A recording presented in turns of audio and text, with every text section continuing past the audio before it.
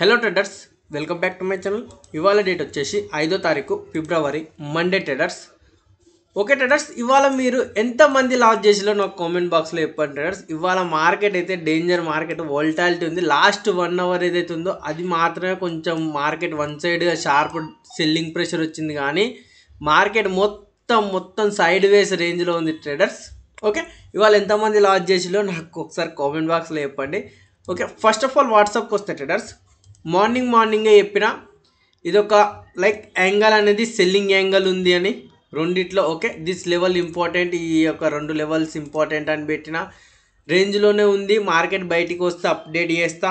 Okay, ఈ point important traders. ఒకప్పటి నేను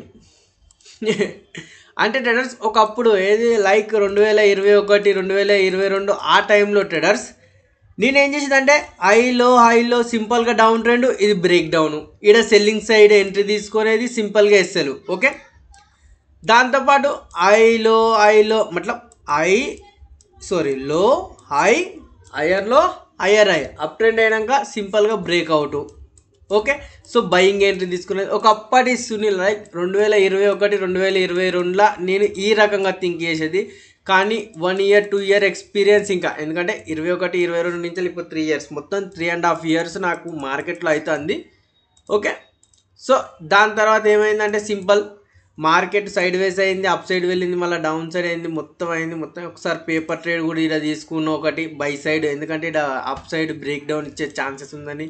కానీ అది ఎస్ఎల్ హిట్ అయింది కానీ ఇక్కడ నుంచి నాకేమైనా ఆపర్చునిటీ ఇక్కడ వస్తుందేమో అని చూసిన, అది కూడా రాలేదు. సో సింపుల్గా నేను ఇవాళ అవాయిడ్ చేసిన ట్రేడర్స్, మొత్తం ట్రేడింగే అవాయిడ్ చేసిన. చూడండి, డన్ ఫర్ ద డే.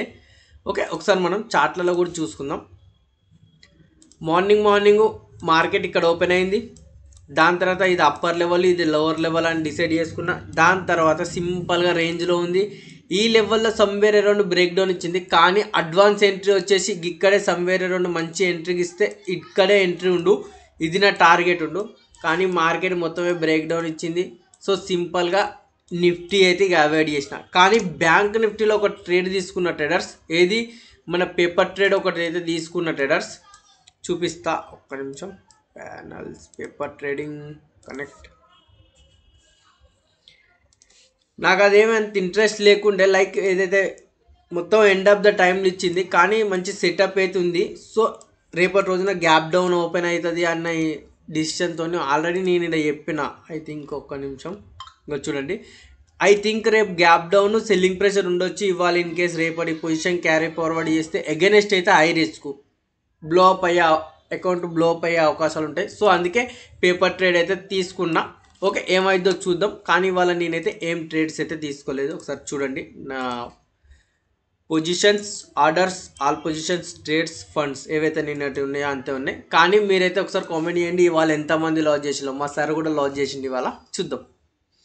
వీడియోని అయితే లైక్, షేర్, సబ్స్క్రైబ్ చేసుకుంటారు.